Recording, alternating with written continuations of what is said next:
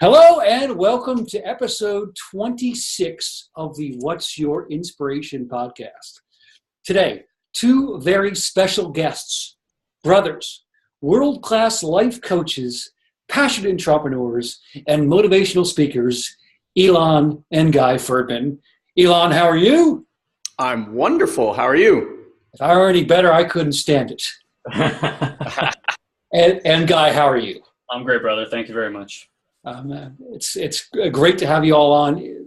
Anybody who's listening, you're going to love this.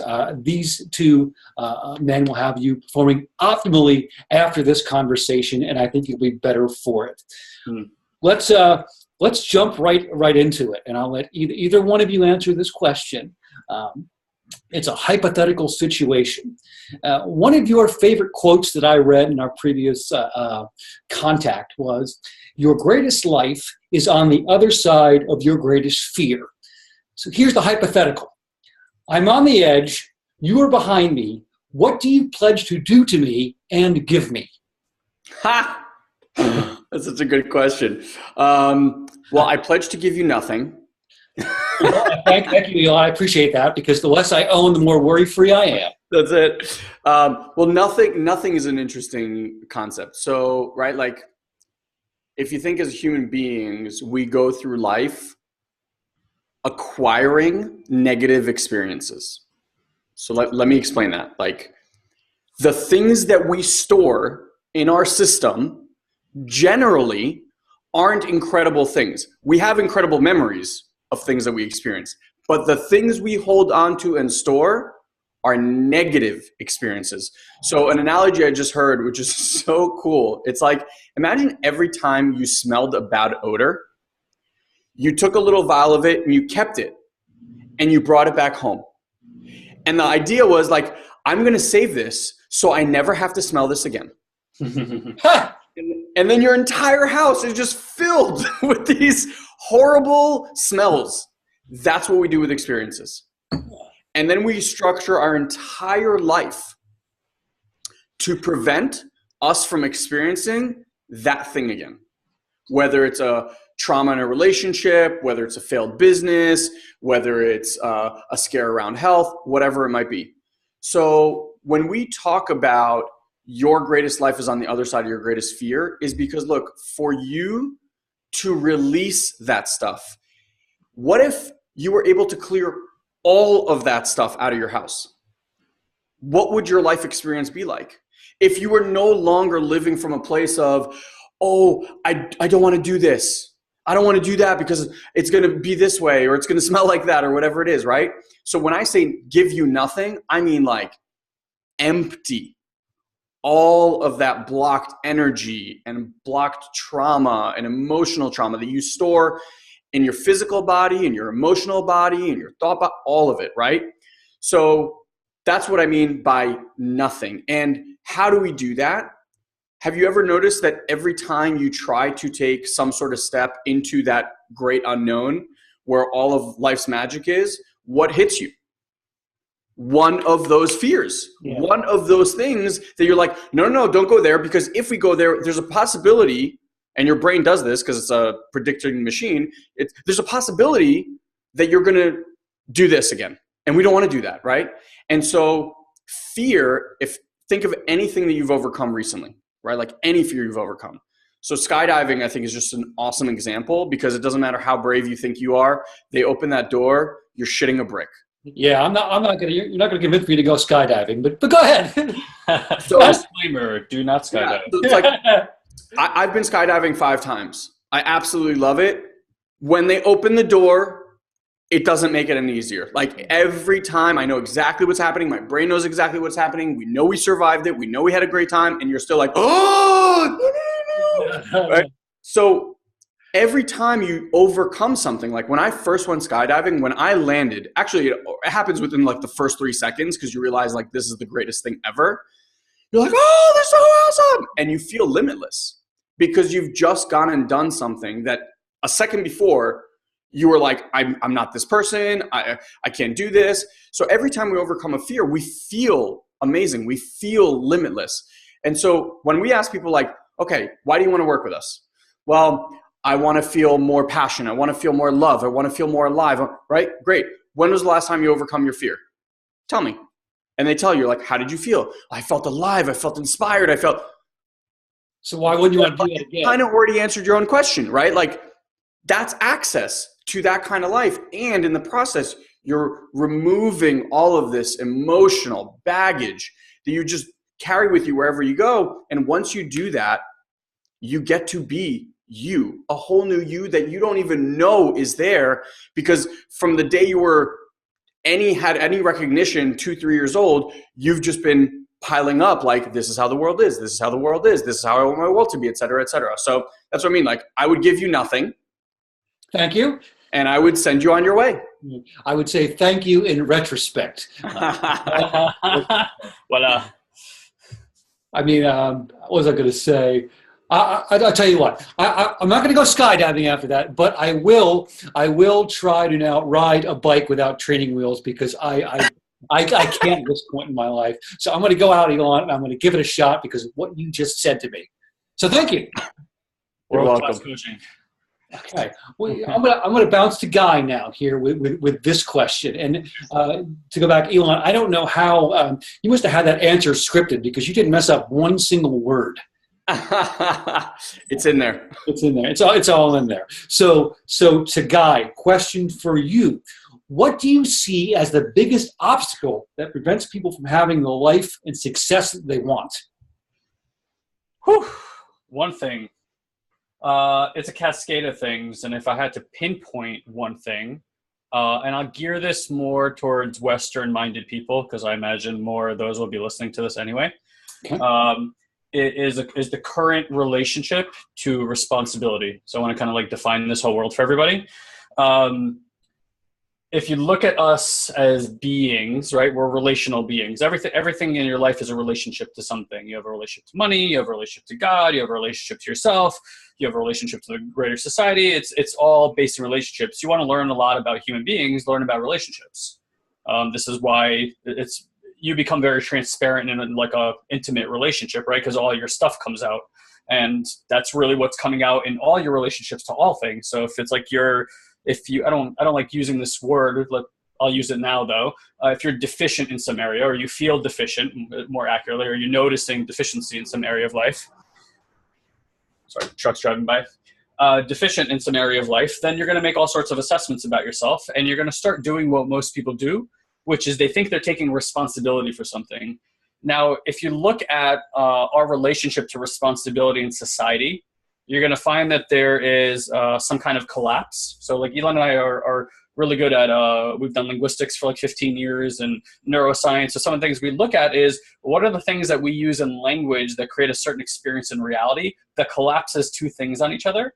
And because you can't separate them out, you're kind of like dealing with this thing that's not really real. So responsibility is one of these things that we collapse with shaming, blaming, guilting. And if you kind of look out in society, you look out in politics, that's like kind of a macro version of this. We see it every freaking day in the news today, it seems like. Who's to blame for this? We point the finger, we find somebody. And then have you guys noticed that when we point the finger and find somebody to blame, that nothing in society ever changes? Right.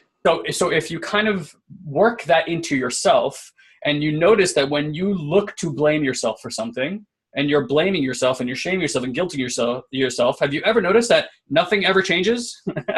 Right? So we could say that there's a broken model there, and how people's relationship is to responsibility. So one of the things Ilan and I work on is creating a distinction between fault, blame, and shame, and responsibility.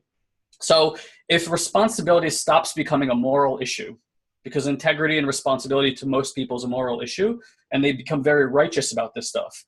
And if you're doing it to others, it means you're doing it to yourself, right? You hold yourself to usually a worse regard than you do other people. And the things that you don't want to deal with internally, you tend to externalize on other people and then shame them for the same things you don't want to deal with within yourself.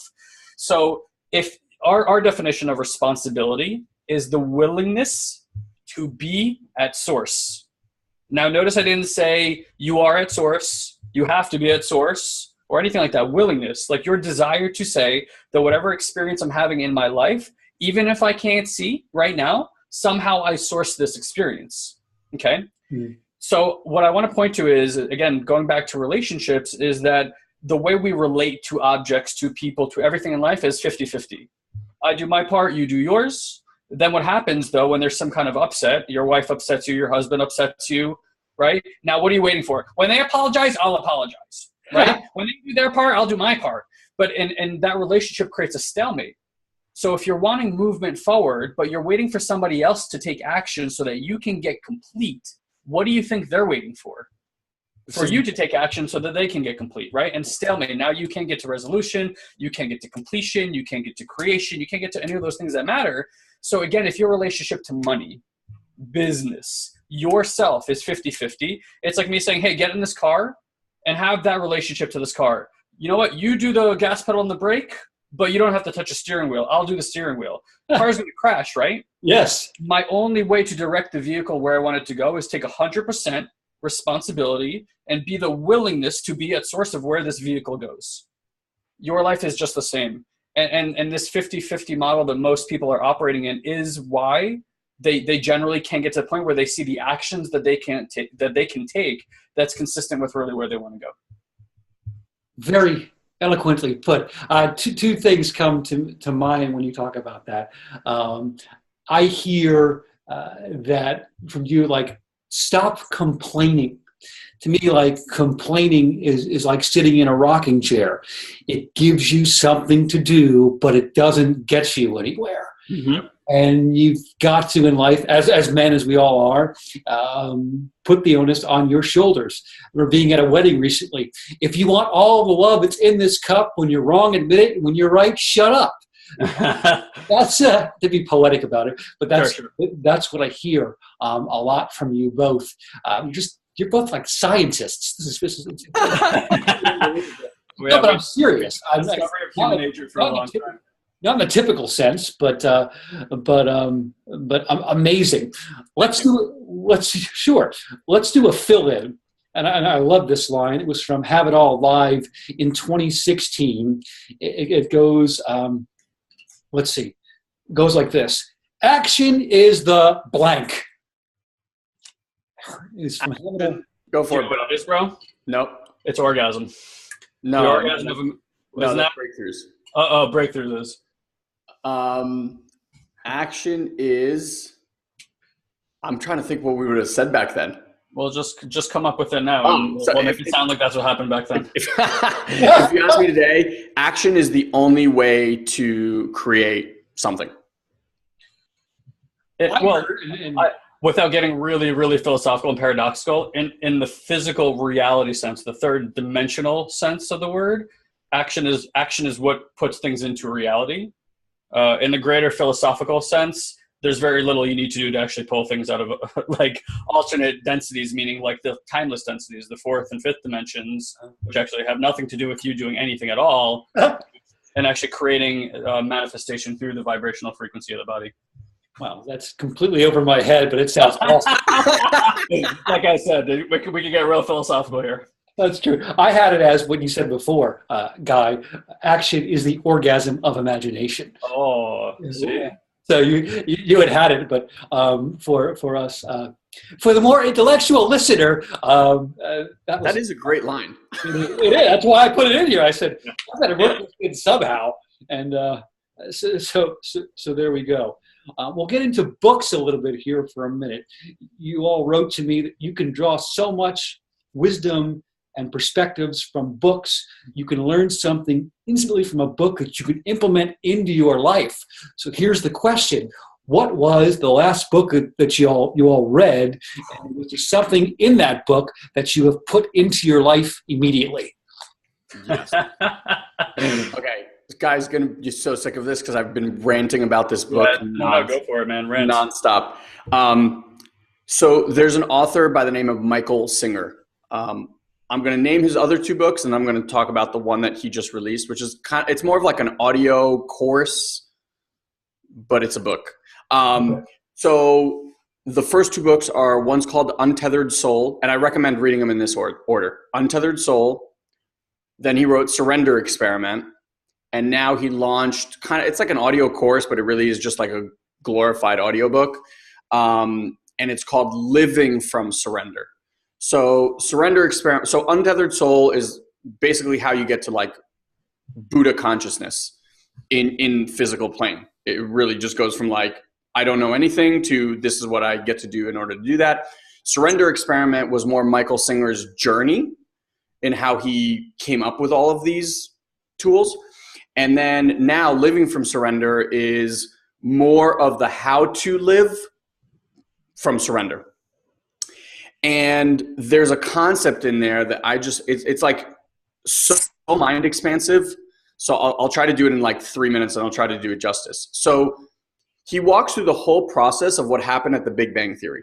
So 13.8 billion years ago, there was an explosion. If I'm remembering right, it took 500 or 600 million years for light to be present. So like, you know, like think about how much time just for light to be there. Now the whole periodic table, the thing that we all learned in chemistry back in school and no one knew anything on there, right? Including me. Yeah. So the first 27 things on that were created basically from the Big Bang.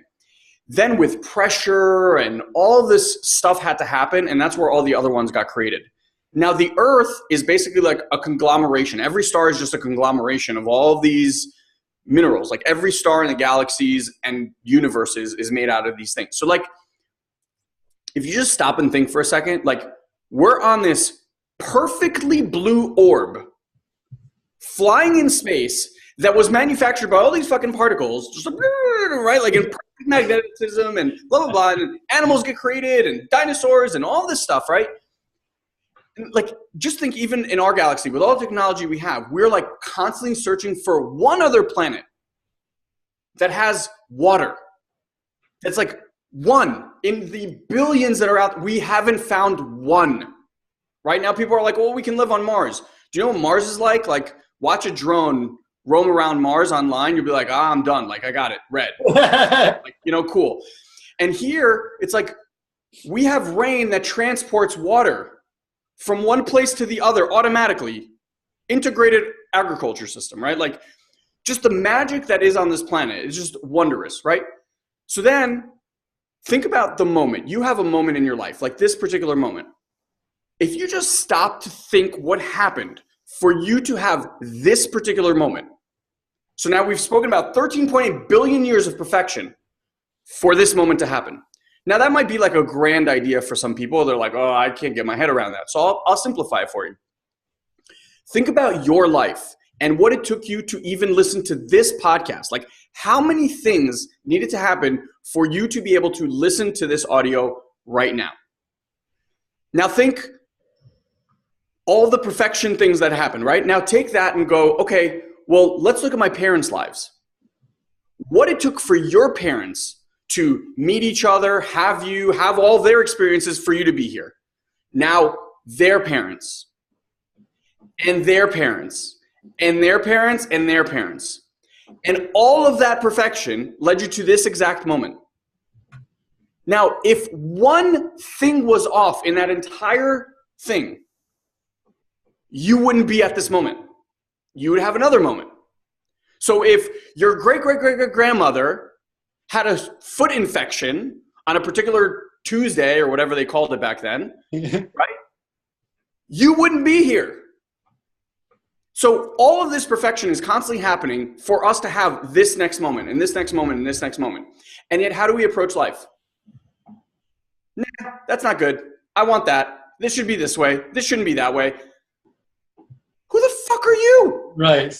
Who the fuck are you? Do you understand what it took 13.8 billion years of magic to happen for you to literally be here having this exact moment? You're like, no, it should be some other way. You're like an instant stuck in this whole thing and just touching everything like, no, this person shouldn't be that way and this person should be like, just to think that this is what we do, it's asinine. So when, I heard that thing and like, I'm always about, every moment is for our highest self, is for perfect and all good and all that stuff. And when I heard that story, I was like, holy moly. So now look, your mom calls you and that irritates you. Perfect. You lost your job. Perfect. You got into a car accident. Perfect. You got cancer. perfect. And I know I'm saying this like this is, people are like, fuck this guy right now.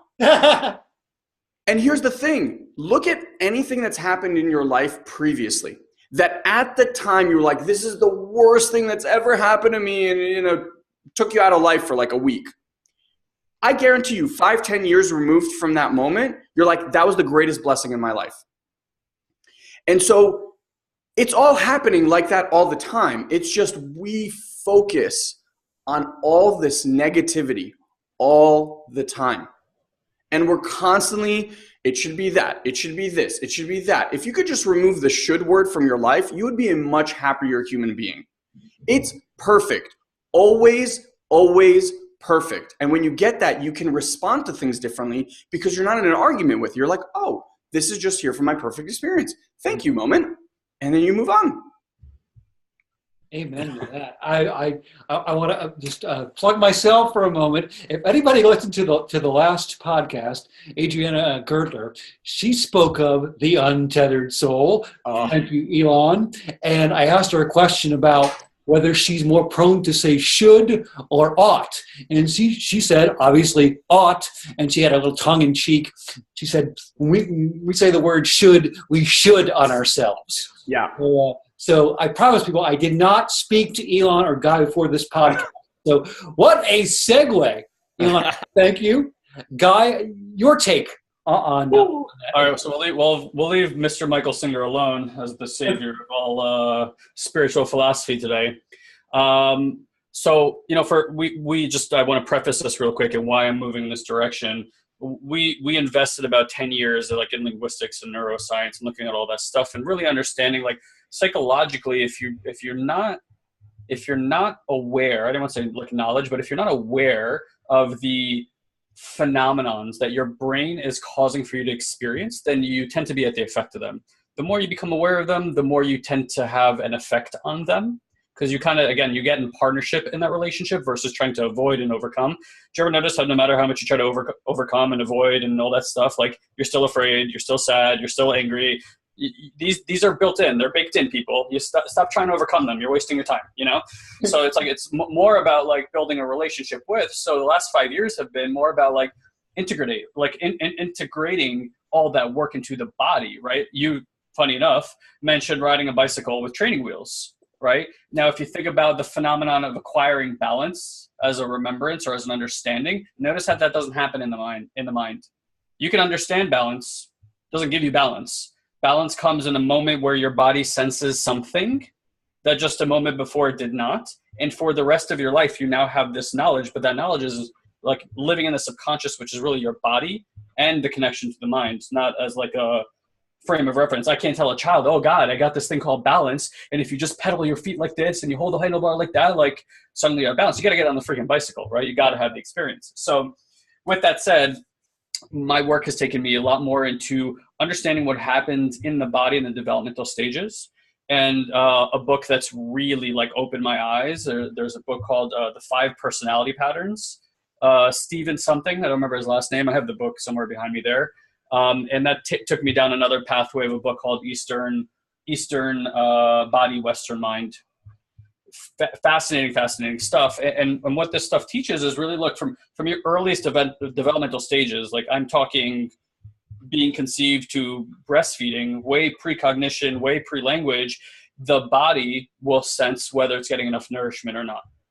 Okay, there's a thing as overnourishment. There's a thing that's not enough nourishment, and there's a thing that's just enough. If the body senses overnourishment, right, you will become somebody who's now reliant on the outside world to kind of give you nourishment all the time. If you're undernourished at that point in your life, you will become somebody who strives and continues to always try to make shit happen in order to create circumstances where you feel nourished. And then there'll be those that are just felt nourished. So that happens for about 7 years of your life, up until about 7 years old. And there's all these developmental stages. No coincidence that about 7 years old, we finish that process. 7 chakras in the body system. Just pointing to some obvious things here, right? So what we could say is that you're really actually moving up the chakras from ground to crown, and you're developing every chakra system. Now, every human on the planet has a rupture at these different systems. Some of them are really major. Some of them are just really, really minor. And this is the healing work that you've basically been sent here to do on this system, right? And that's what I've been working on, is starting to understand and again, like not understand, but also just experiencing my own system, going back into the ruptures, like emotionally making myself available to like, oh shit, yeah, that doesn't feel good. And I get to learn how to be with that, not try to overcome it. Just like the anger, the sadness, and all the other things we talked about. Those are like gross emotional sensations that your body, though, is experiencing very, very subtle emotional and not even sensation, like emotions, but sensations that we then call emotions and feelings.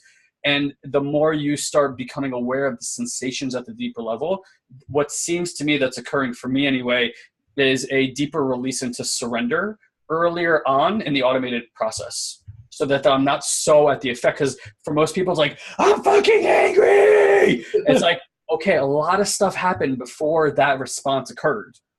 And if you can get aware to where that rupture started, you start becoming really aware of, and I don't mean like to stop that process, you can almost like remove yourself from it and watch it more as the observer versus being in it so much. So in language, just to kind of take it to this place, so it's a little bit more logical for people, in language, what you find is people saying things like, I'm angry, I'm sad, I'm this, I'm that. Now, I want you to think about languaging and how it works when you say something like that. If words create your reality, and you're saying, I'm sad, you're saying, I am literally the being of sadness, as if I'm encompassing all that is sad, right? And saying something that way, saying like, I am Shu. You can no more be Shu than you can be sad. You can notice that you have a Shu, and you can notice that you're currently experiencing sadness. And if you kind of let that play in your mind, you'll notice it does create a bit of a disassociation, like I'm watching it happen in my system versus I am that which is happening. And there's something really healing that happens between that gap, because suddenly you let yourself be in the experience without judging it. And what these parts of you require, if I may, is like, they're just like you when you were little and you're a little kid. What do you want? Pay attention to me, please, right? Now, that part of you, by the way, never goes away. That little boy, little girl, it lives inside. In fact, every time you feel stuff in your stomach, mostly what you're hearing is your little boy or little girl looking for attention. So when these parts of you, it's the same thing. They're just looking up going like, hey, can you pay attention to me for a second? Now, if you judge a child, if you beat a child, hit a child, like, is that how you respond to if you saw a 4-year-old and they were crying, you're gonna be like, hey, you little fucker, like, shut up, You're gonna be like, oh my God, what's going on? And you're gonna have patience and grace and notice how you don't have that with yourself. Right. So yeah, and if you brought that into your system, these young parts of you that have never had time to heal do start healing. And this is where real transformative work can start happening. Gotcha. I mean, again, episode 26 of the What's Your Inspiration podcast. We've got Ilan and Guy Ferdman here of Satori Prime. Guy, going back to what you said, it's like getting to the root of the issue or the problem. I think of the book, The Last Lecture, Dr. Randy Pausch. Had an Listening to it right now. Okay, so I don't want to, I mean, if you're not all the way through it, I don't want to spill the beans. Fine, no, go for it. But he writes of an ex-girlfriend in the book who had fallen into debt. And to deal with the stress caused by the debt, what did she do? She took yoga classes. He said, time out. Your problem, the root of the problem is you are in debt. Why don't you get a part-time job so you pay off the debt and you won't be stressed? That's what I hear from you when you just explain that. That's outstanding. Getting to the root of issues, people, here on the podcast. I love it. Feel it through, don't think it through. Yes, that's exactly right. You got to feel it. It's like good music. You got to feel it. And we do. We're going to wrap up here with a little game I call What, Which, and Where. So either one of you, Guy, Ilan, can answer these 3 questions. Just pick who wants to answer when. There'll be a famous quote that might be particular to your lives, one that might be big now, but I'll read it and you tell me from where it came. Okay. Ready? Yep. The first one goes like this. Strap it on and create your own miracles. Be the best person you ever knew. A story all can aspire to. Where it's from? You could tell where it's from, what literature or song or person. It sounds wonderful. I have no idea where it's from. I agree. It sounds so wonderful. Can I read it again? Yeah, do it. Okay. It goes like this. Strap it on and create your own miracles. Be the best person you ever knew, a story all can aspire to. Mm. It sounds like that chick, Brene Brown. Is that her name? Yeah, okay. You are unbelievable. You're pulling out older podcasts. Renee Brown was back episode 14 with Lauren Knapp. Wow. Nice. I promised that I did not speak to Elon before. Guy, any other guesses? It sounded a little Dr. Seussy to me, if you ask. So Renee Brown and Dr. Seuss. Well, it results that I am in the middle of Renee Brown and Dr. Seuss. That comes from my book, Letter Kindling, a poem called Beyond the Beyond. Awesome. So thank you, Dr. Seuss, Renee Brown. Beyond the Beyond sounds a little Dr. Seuss also. It kind of does. It kind of does. Next, number 2, what, which, or where. When you judge another, you do not define them, you define yourself. That sounds like Debbie Ford to me. Debbie Ford? That would be my guess, and that's very much her. Okay. Elon? Wayne Dyer. You are absolutely correct, sir. Ding, ding, ding, ding, ding, ding. Nice job. Father of motivation, Mr. Wayne Dyer. Best. Outstanding. 1 for 2. And let's redeem yourselves once again with this last one. What, which, or where. The things you own end up owning you.